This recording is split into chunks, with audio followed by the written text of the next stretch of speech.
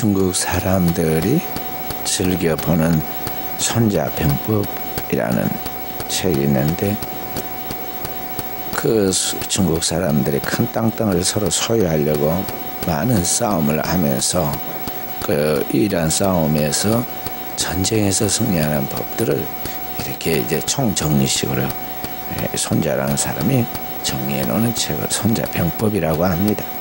이 손자병법이면 지피지기면 백전백승이라, 또 지피지기면 백전백패라.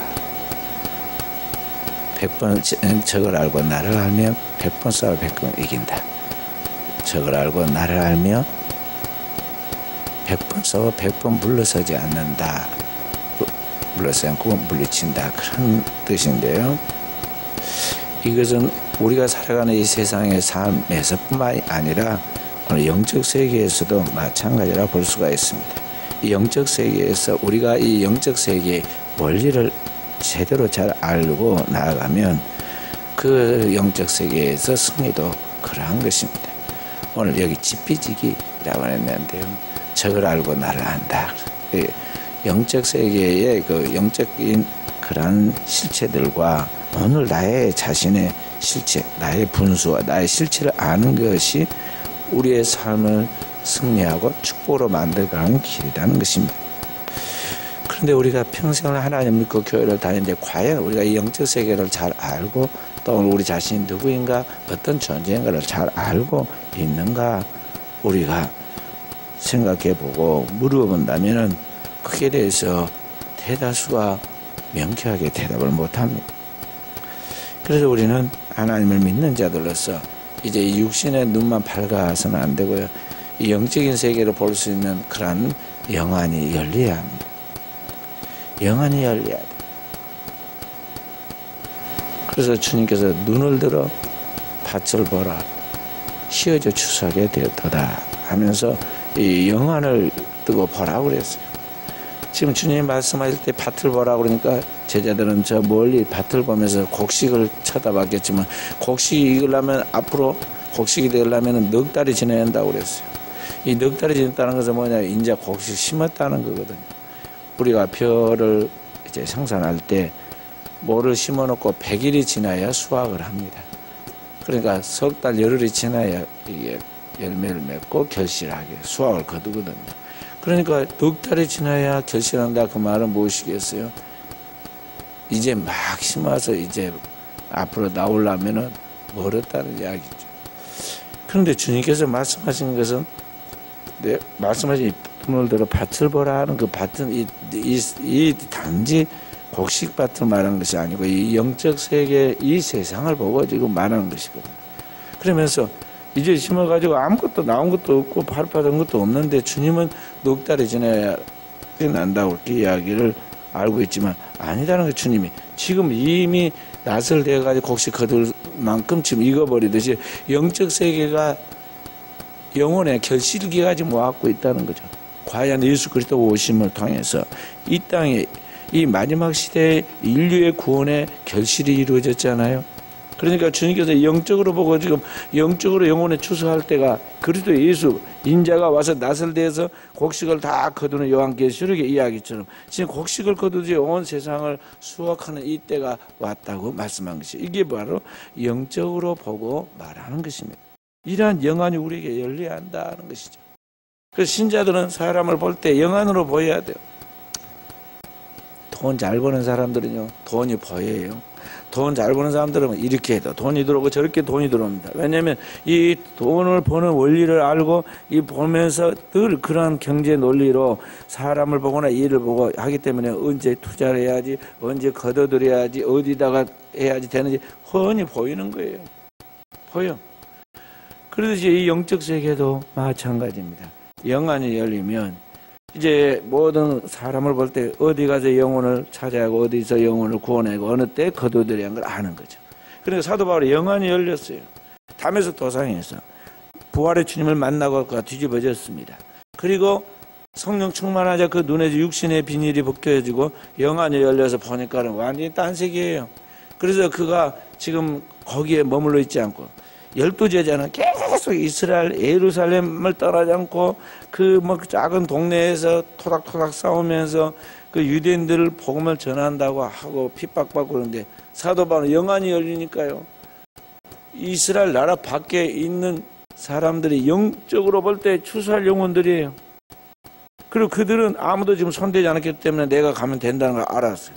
그리고 자신을 가만히 하나님 말씀을 다시 기도하면서 생각해 보니까 하나님 처음 부활의 주님을 담에서 도사님 만났을 때 말씀하시기를 너는 나의 택한 그릇이라. 이방에게 복음을 전하기 위해 선택한 나의 그릇이라고 주님께서 말씀하셨던 것이 다 생각나면서 그래서 하나님이 나로 하여금 이 유대인들에게 복음을 전하려고 했더니 안 됐는데 그랬구나 깨달은 거예요. 그래서 나가서 유대인들이 아니 이방인들에게 복음을 전했더니 헬라인들은 마치 스펀지가 물 빨아들이시 사도 바울의 말씀을 듣고는 금방금방 은혜를 받고 표적이 나타나고 기적이 나타납니다.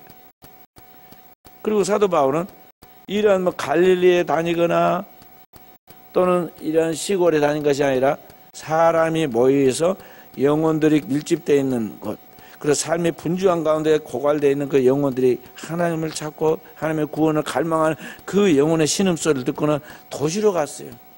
그 사도 바울이 가서 복음을 전하는 데는 전부 다 고린도든 에베소든 제가 그 성지순례 때 다 가봤는데요.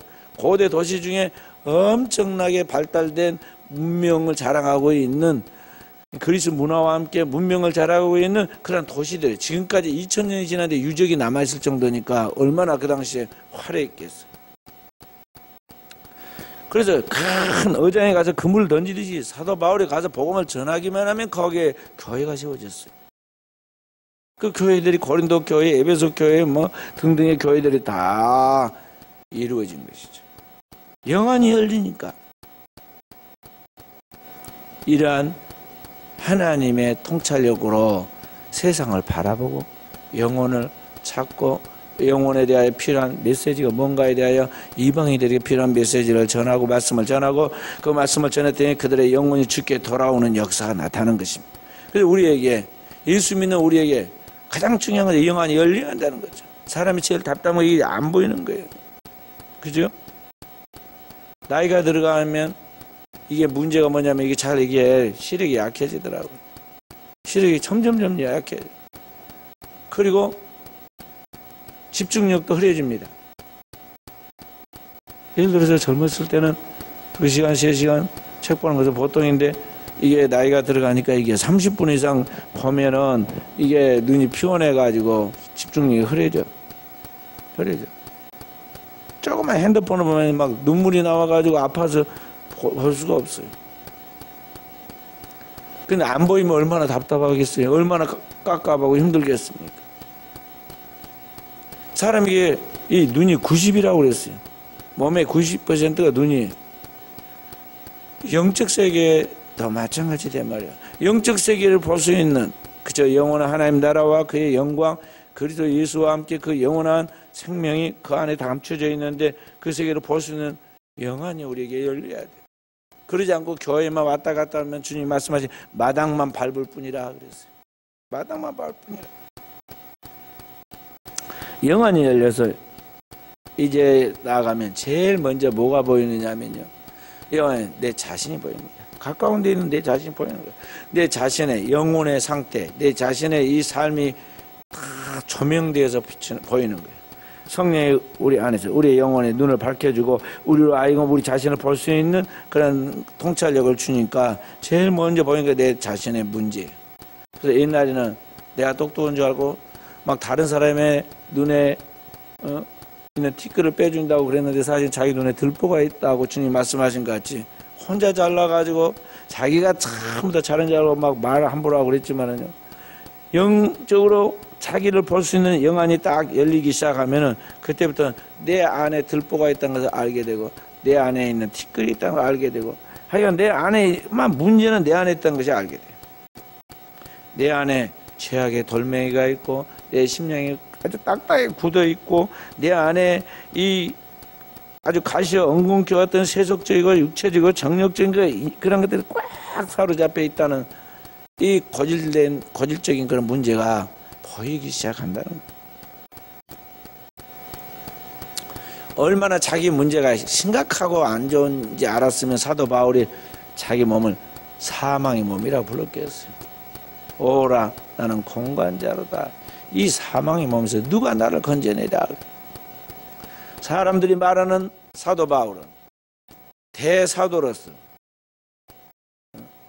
그를 능가할 사람이 없다고 다 자타가 공인하는데 그가 영안으로 자기를 바라보니까요, 자기 속에는 죄밖에는 없고 죄 덩어리인데 이 죄값은 사망이기 때문에 결국에는 죽어야 끝이 나는 이 죄 덩어리인 나는 지금 아직 숨은 덜 떨어졌지만 이미 죽은 목숨에 다름이 없는 사망의 몸뚱아리라는 거죠.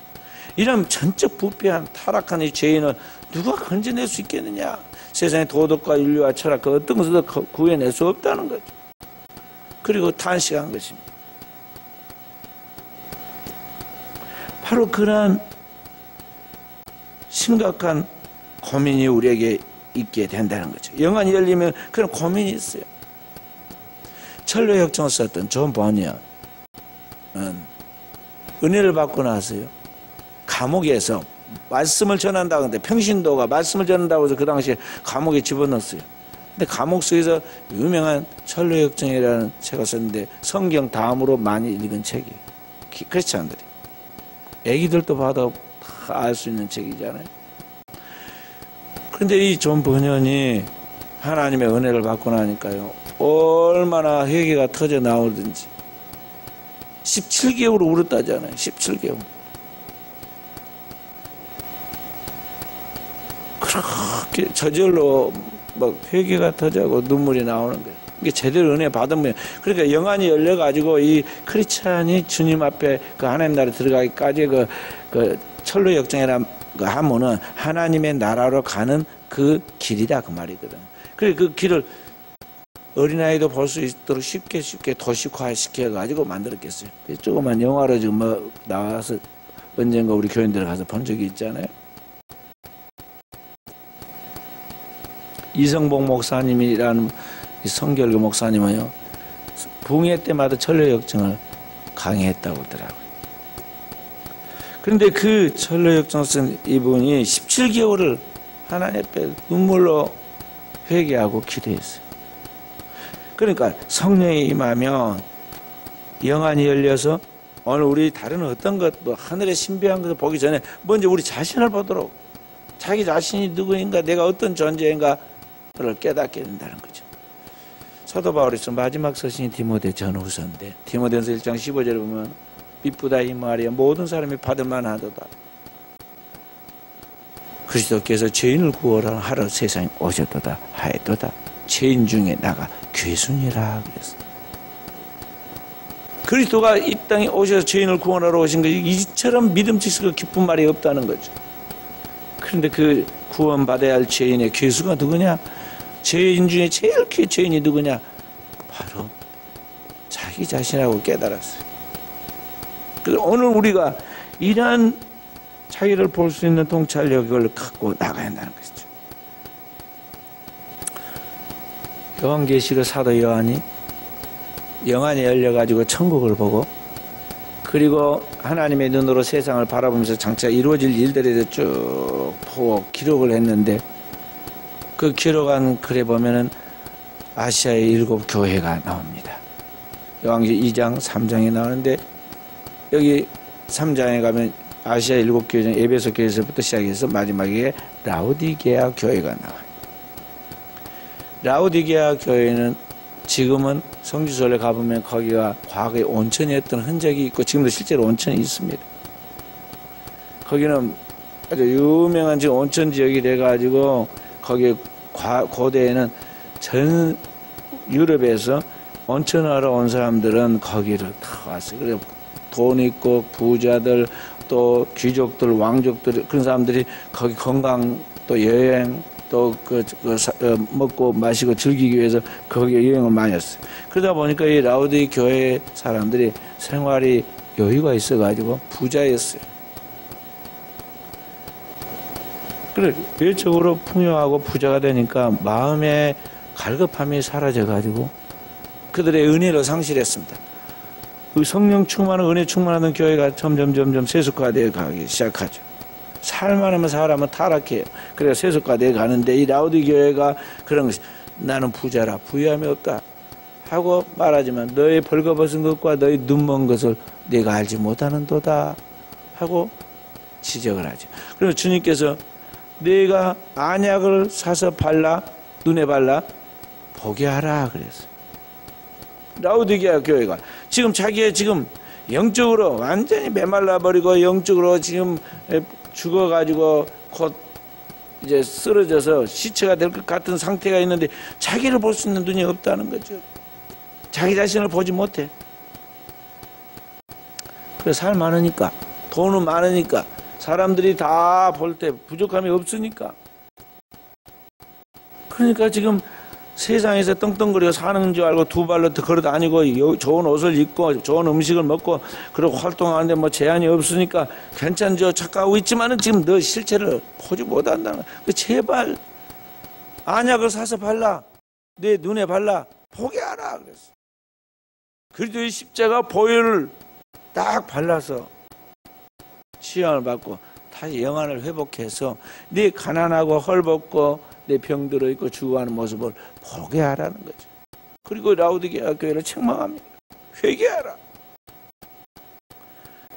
너에 대한 구원과 심판이 문 앞에 와 있는데 내가 문 밖에서 너 빨리 너 살으려면 깨어나야 한다고 문을 두드리고 있는데 너 아직도 그가 전부인 그 속에서 문을 잠고 안에서 나오지 않고 있는데 빨리 나오라는 거죠. 소돔과 고모라에서 롯이 빠져나오듯이 제발 너 지금 나와야 한다. 그 죽음의 자리다. 사망의 자리다. 깨어나야 한다고 지금 가르치고 있는 거예요. 그래서 오늘 우리는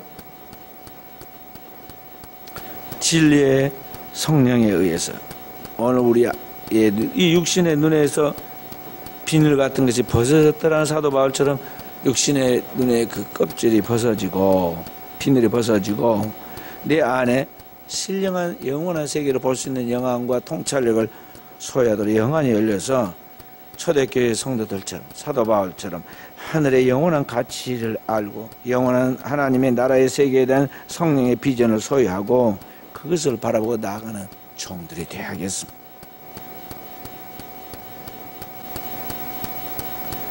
주님은 유대인들에게 그렇게 말씀합니다. 유대인들은 본래 아브라함의 혈통을 가지고 있는 그러한 선민들 그리고 신앙의 사람들이었어요. 그래서 그분들은 자타가 공인한 그래도 우수한 잘 믿는 선택받은 하나님의 백성들인데 주님께서 그들에게 말씀하시기를 너의 영이 죽었으니 영을 살려야 한다 가르치고 있어요. 살리는 것은 영이 육은 무익하니라. 내 죽은 영을 살려야 한다. 지금 껍데기가 좋은 옷을 입고 거기다가 다 성경 구절을 써가지고 경건한 모습으로 예배를 드리고 성전을 출입하고 하나님 앞에 제물을 바치니까 네가 신자 같지? 너가 지금 뭐 아브라함의 후손으로 천국 갈 것 같지? 아니다는 거예요. 너 그렇게 믿으면 회초나 무덤이다. 너 지옥 가는데 너만 들은 거야? 너 자식까지 배나 지옥 자식 만든다? 주님이 지금 그렇게 말씀하시죠. 그리고 그에게 지금 주님께서 경고하는 죽은 내 영을 살려야 한다. 내 속사람, 내 영혼이 지금 완전히 빼들빼들하게 지금 말라 죽어가고 있으니 영혼을 살려라. 그 말이에요. 살리는 것은 영이니 껍데기 육은 무익하다.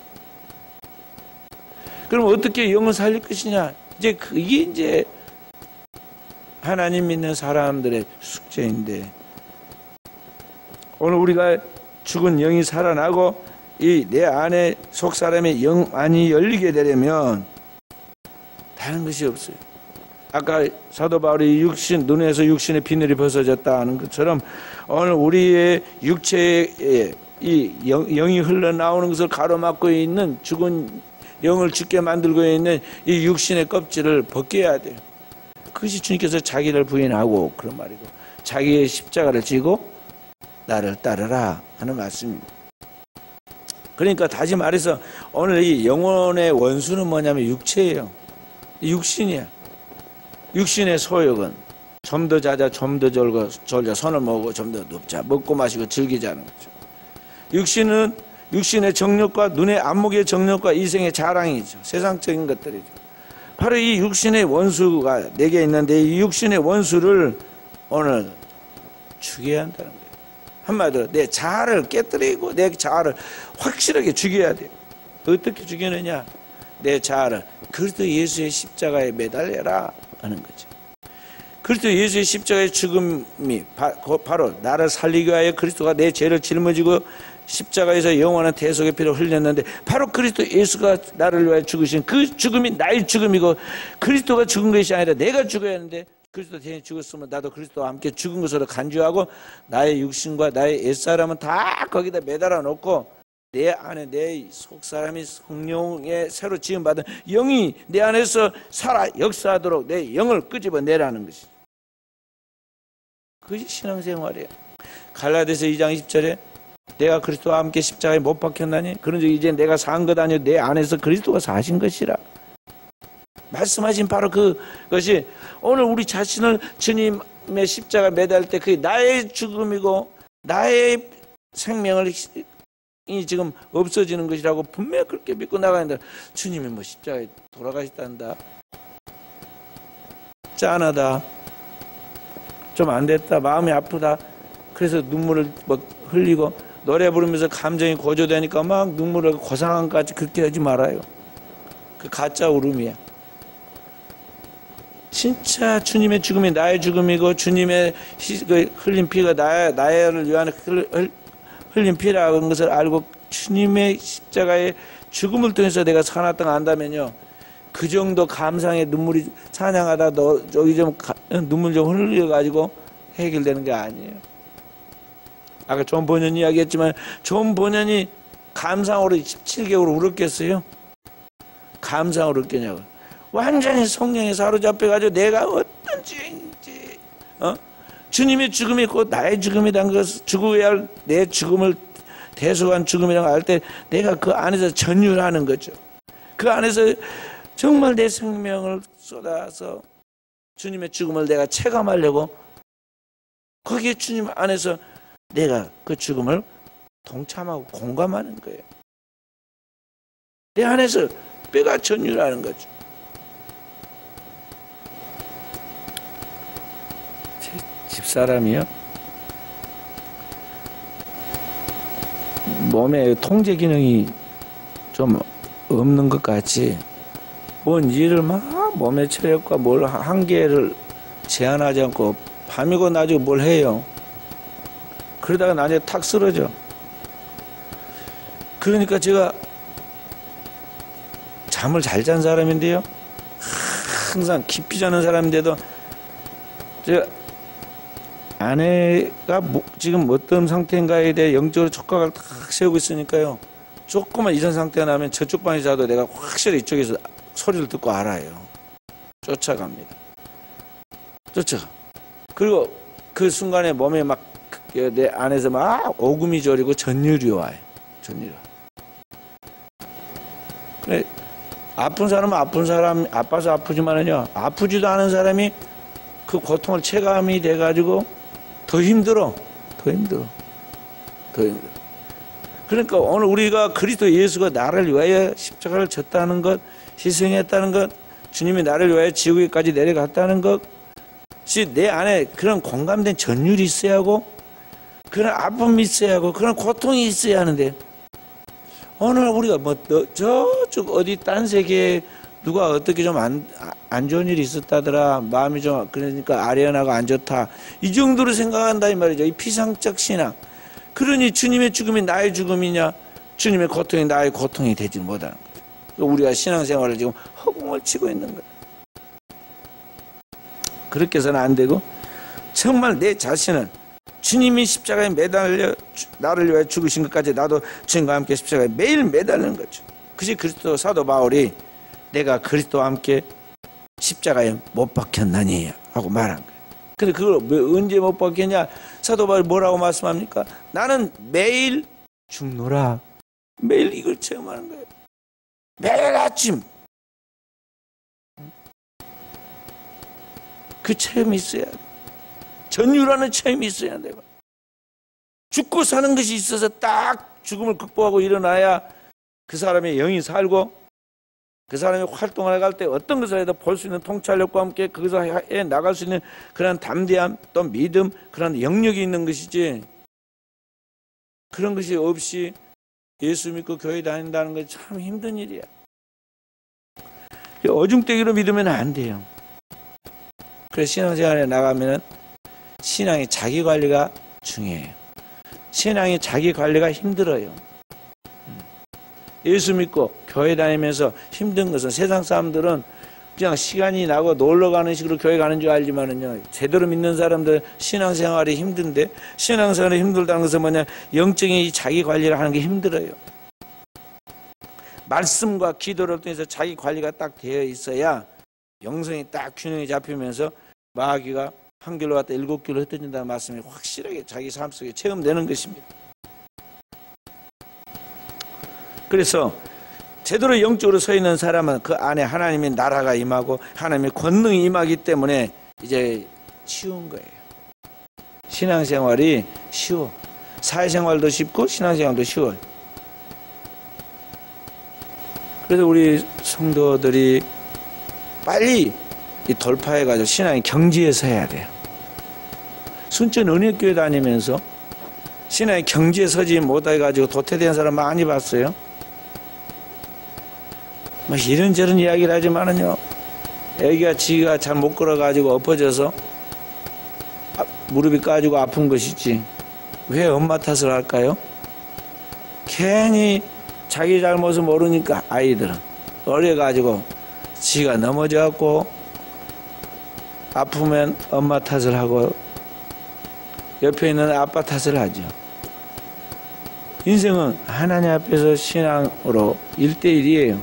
혼자 왔다 혼자 가는 거야.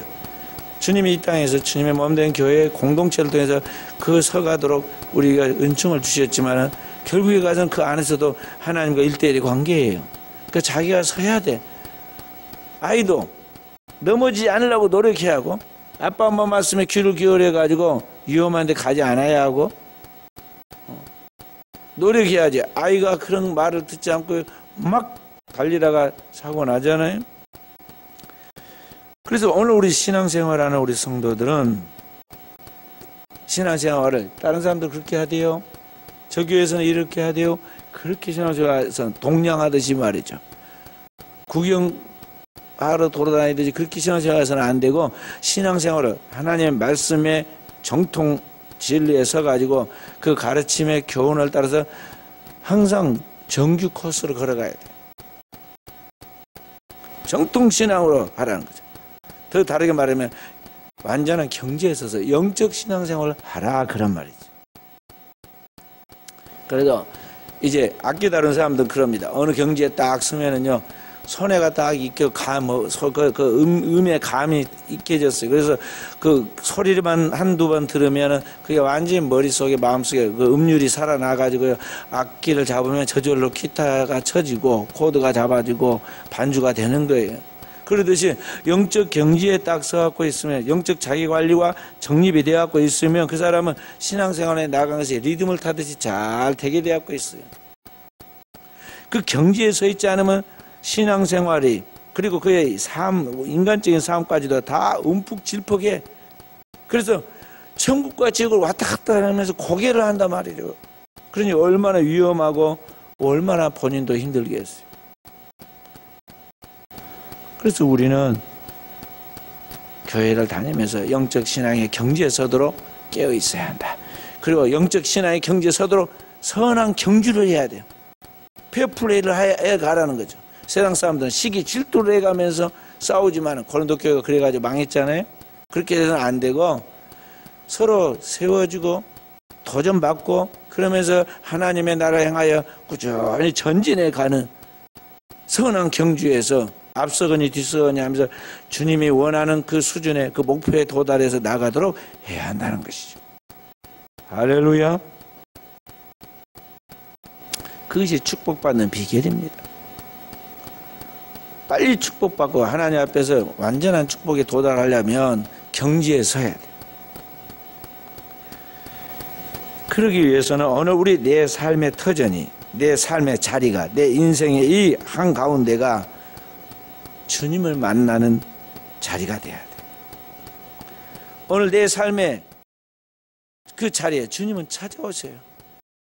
우리는 주님을 만나기 위해서 하늘로 올라갈 필요가 없고 바다 끝에 갈 필요가 없고 다른 곳에 갈 필요 없다고 그래서 로마서의 분명 10장에 말씀이 심히 가까워 내 마음에 있고 내 입술에 있으니 마음으로 믿고 입으로 시인하며 구원을 받는다고 그랬죠. 그러니까 주님은 항상 영이신 주님은 진리의 하나님이 말씀으로 찾아오셔서 우리와 함께 하시는데 바로 이 내 생활하는 삶의 자리, 내가 활동하고 있는 이 자리에 주님이 찾아오셔서 나를 만나신다 알고 오늘 이 자리가 주님을 만나서 성령으로 춤추는 자리가 되도록 깨어 있어야 한다는 것입니다.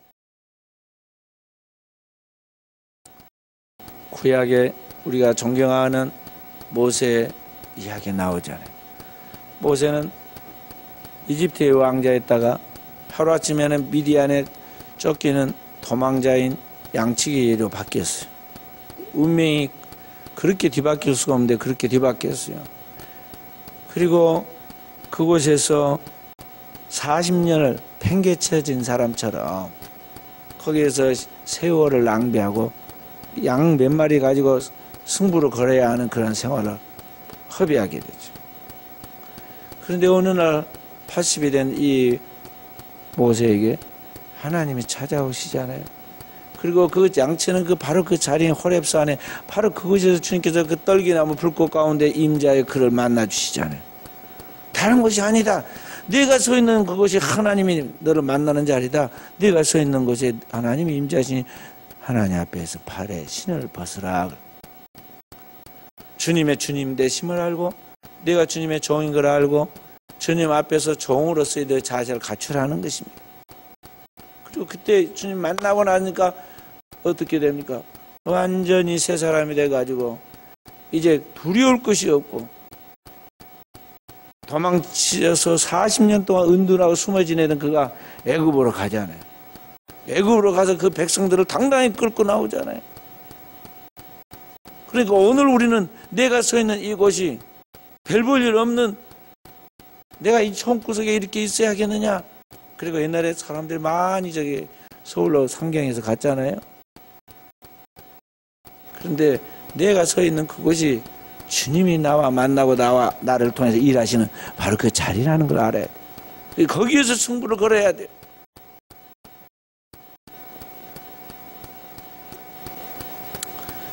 신약에 우리가 잘 아는 시몬 베드로 이야기가 나오죠.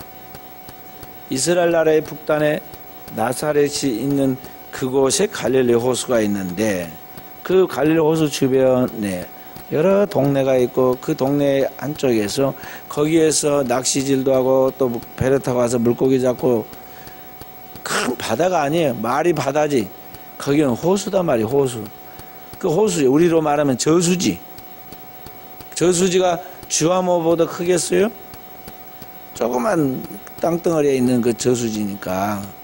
아니면은 예당호보다 크겠어요? 춘천에 있는 저쪽에 춘천에 무슨 호수만큼 크겠어요? 그걸 별로 크도 않은데 거기에 동네가 얼망졸망이 있고 거기에 사는 물고기 잡아먹고 사는 아주 빈천한 사람이었어요. 그런데 거기 주님이 찾아오셨잖아요. 그리고 거기서 시몬을 만나주시고 그에게 소명하시고 그에게 능력을 주시고 은혜를 주시고 그렇게 해서 나중에 이 세상 천하에 하나의 복음을 전하는 사람 낚는 어부가 되게 하고 하늘의 문을 열고 닫는 천국 열쇠를 주고 음부의 권세를 이길 수 있는 철장을 주고 그렇게 해서 온 천하에 하나의 복음을 전할 수 있는 그 마스터 키가 되어서 하나님의 일을 하잖아요. 그러니까 얼마든지 주님은 우리가 이 머물고 있는 우리가 살아가고 있는 이곳에서 주님의 은혜를 주시고 주님의 역사를 일으킨다는 걸 알고 우리는 이 주님 앞에 살아가고 있는 이 삶의 자를 소중하게 여기고 여기에서 승부를 걸도록 해야 한다는 것입니다. 할렐루야. 사람들은요 자기 분수도 모르고 주님의 뜻도 모르고 말이죠. 여기서 뭐가 안 된 것 같으면 저리 가고 저기서 또 뭐가 안 되면 또 옮기고 막 그럽니다. 공부하기 싫고 공부 못하는 학생은요 맨날 보면은 여기 앉았다 또 저쪽에 갔다 그래요. 20분 30분을 못 견뎌. 그래 밖에 나가서 노는 시간은 더 많고 와서 공부하는 시간은 쉬는 시간처럼 얼마 안 돼. 공부 잘하는 애들은 봐보면요, 자기 자리가 딱 있어갖고는 그 자리에서 막 공부를 합니다. 저 친구가 언제 엉덩이를 떼고 보자고 아무리 봐도 안 보여. 분명히 화장실도 갔다 왔을 것인데 안 보여. 그렇게 공부를 합니다. 그렇게 공부를 해요. 그러니까 오늘 우리가 신앙생활에 나갈 때 우리의 신앙의 자리가 그러한 것이죠. 우리가 신앙생활에 나갈 때 하나님 앞에서 하나님의 그 은혜와 은총이 임할 때 환경을 탓하거나 세상을 탓하거나 사람을 탓하지 말고요, 주님과 나와의 관계에 있어서 내가 찾고 찾으면 주님이 만나게 해주신다는 걸 알고, 주님이 내게 부르시는 하나님의 몸된 교회에서 주님 앞에 최선을 다해야 돼. 그래서 내가 만나는 이 자리가, 하나님을 만나는 내가 서 있는 이 자리가 하나님 만나는 자리가 되게 만들어라 하는 것이죠. 그리고 내가 만난 그 주님으로 인하여서 춤추게 해야 돼요. 목동 소년 다윗은 베들레헴 촌 아이였죠. 소년이었죠. 그가 일약 이스라엘의 대장군이 되고 나중에 이스라엘의 왕이 됩니다. 그리고 그 거느리는 군대와 함께 그 당대의 가장 큰 수도인 철옹성벽으로 불리고 있는 예루살렘 성을 정복합니다. 그리고 성을 빼앗아 가지고는 그때부터는 자신이 빼앗아서 이제 관리한다고 해서 다윗성이라고 이름 붙였어요. 다윗성. 딱 다윗성 안에 들어와 있으니까 조그만 베들레헴 그 뭐 냄새나는 양 몇 마리 치면서 그 밤낮이 있던 소년이 큰 예루살렘 성 안에, 거기에서 이제 백향목 왕궁 안에 가니까 기분이 어땠을까요? 너무 황송하죠. 너무 감사해. 그래서 가만히 생각해 보니까 양심이 있지. 내가 어떻게 다 이렇게 됐지? 하나님의 은혜인데 하나님께서 나를 이렇게 축복해, 나는 뭔가 보답해야 할 건데. 그렇게 생각을 하다 보니까 하나님의 법궤가 아직도 예루살렘 성 밖에 저기 지금 들판에 있단 말이죠. 그래서 성이 밖에 있고 실로에 있고 막 계속 밖에 있었어. 그러니까 안 되겠다. 안전하고 그리고 좋은 자리에 다윗성 안에 여기 하나님의 법궤를 모셔야겠다고 다윗성 북쪽에 가장 이게 높은 곳에 그곳에다가 다 성정터를 준비해 놓고는 하나님의 법궤를 모시고 오잖아요. 이스라엘에 있는 모든 이거 지도자들 3만 명을 이끌고 그리고 제사장들과 함께 하나님의 법궤를 모시고 옵니다. 그러니까 한 걸음 뗄 때마다 6걸음을 떼고 거기 하나님 앞에 제사하면서 예물을 바치고 6걸음을 떼고 또 다시 하나님 앞에 제물을 바치고 하나님께 영광을 돌려요. 그러면서 제사장들이 막 악기를 연주하고 찬양할 때 다윗이 왕의 채통을 지킨다고 딱 높은 자리에 앉아있는 게 아니라 거기서 악기의 연주에 맞춰서 춤을 췄어요. 제사장들이 입는 폐의 옷을 입고 찬양했다. 다윗은 원래 악기를 두르고 찬양하는 것을 좋아하는 사람이기 때문에 막 찬양하는데 얼마나 열정적으로 찬양을 했던지 바지춤이 조금 내려가 가지고 허리가 보였어요. 그때 저 멀리 높은 대 위에서 쳐다보고 있던 왕비인 미갈이, 아휴 채통도 진짜 뭔 짓을 저렇게 하는고, 은혜를 못 받아놓으니까 말이죠. 인간적으로 보고는 속이 상했어요.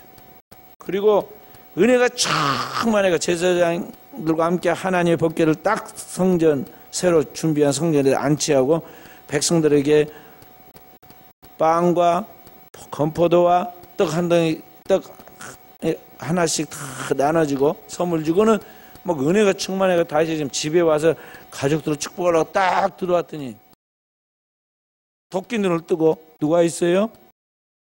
항상 원수는 집안에 가 있어. 은혜 받았다 그러면 꼭 은혜를 쏟으려고 일이 생겨요. 그래서 축복을 하려고 딱 들어오면서 축복을 하려고 하는데 찬양을 부르고 지금 들어왔을 거 아니에요. 그랬더니 완전히 싸늘하게 쳐다보면서 비꼬는 두로 여인이 이야기하지 않아요? 오늘 이스라엘의 왕이 어찌나 영화로우신지, 방탕한 자가 마치 그 몸을 드러내 보이는 것 같이 오늘 왕이 그 계집종의 몸 앞에서 그런 유치한 모습을 보였습니다 하고 지적을 합니다. 격동을 하면 또 거기서 격동이 되는 거면 사단이 역사하는 거예요. 다윗도 그때 조금 참았어야 하는데 말이죠. 그 말에 은혜를 다 쏟아버리고 화가 확 나가지고 내가 뛰노는 것이 사람에게 보이려고 그런 것이 아니라 여호와 앞에서 한 것이다. 하나님이 나를 그 죽음의 사지에서 살려가지고 당신의 아버지 사울의 그 손에서 살려가지고 오늘 이스라엘 왕을 세웠으니까 내가 하나님 앞에 뛰놀지 않겠느냐. 그보다 더 낮게 보이고 천하게 보일지라도 내가 하나님 앞에서 뛰놀리라. 그러나 내가 말한 바 그 계집종에게는 내가 높임을 받으리라. 그 말하고는 그 뒤부터는 상종을 안 해. 그래서 생가부가 돼가지고 미갈은 겉으로는 화려한 옷을 입고 왕비라고 이렇게 대우를 받았지만은요 사람 대우를 못 받고 그렇게 나중에 죽잖아요. 그래서 후손이 끊게. 자, 그 이야기 하려고 한 것이 아니고 다윗이 하나님을 찬양했다는 거죠. 하나님의 말씀을 듣고 하나님의 법궤를 메고 가면서 그 하나님이 주신 은혜의 기쁨을 이기지 못하여 막 하나님을 찬양했어요. 그렇게 조롱받고 비웃음 당할지라도 하나님을 찬양한 거예요. 오늘 우리에게 그런 영혼에 우러나오는 경배와 찬양이 감격이 우리에게 있어야 돼요.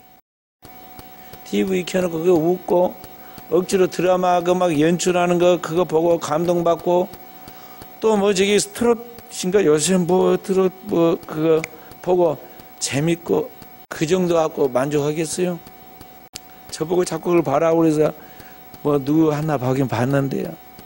전혀 저는 감동이 안 와. 내가 부르고 말지 뭐 그걸 갖다가 좋다고 저러는지. 그런 단계로 훨씬 넘어간 지 오래됐기 때문에 전혀 그게 대해서 감동이 안 와. 감동이 안 와. 하나님을 경배하고 찬양하는 영혼의 창가가 있어야지. 그런 것에 비하면 저건 아무것도 아니야. 인간의 감성을 자극해 해가지고 그 감미로 목소리로 인간의 인생을 노래하는 그 이야기에 거기에 우리가 전부의 그 청소년 때 한때 그런 것들이 조금 우리 마음에 다가올 뿐이지. 은혜 받은 사람은 그걸 넘어서는 거예요. 그래서 그렇게 이 성령으로 불타는 하나님의 백성들이 되고 그러한 교회가 되고 그렇게 될 때 오늘 우리의 삶의 자리가 하나님의 나라가 되는 것입니다.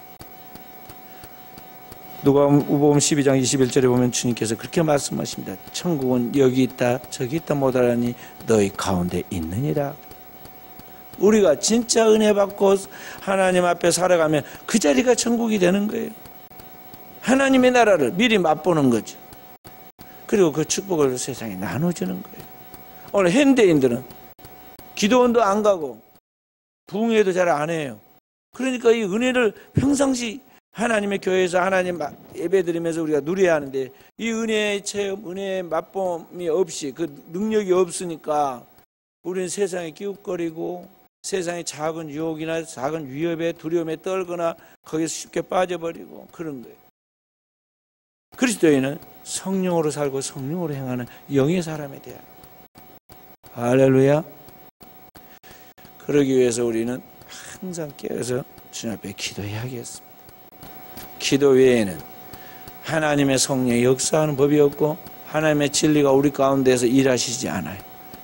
그래서 우리는 끊임없이 기도해야 돼요.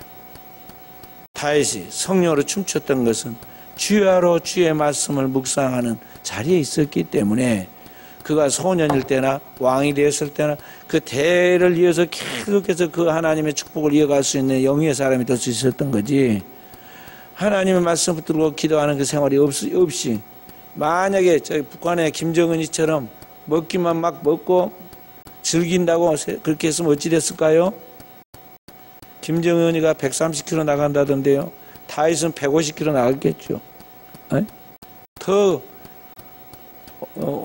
화려한 문명과 문화를 즐길 수 있는 모든 조건이 갖춰졌습니다.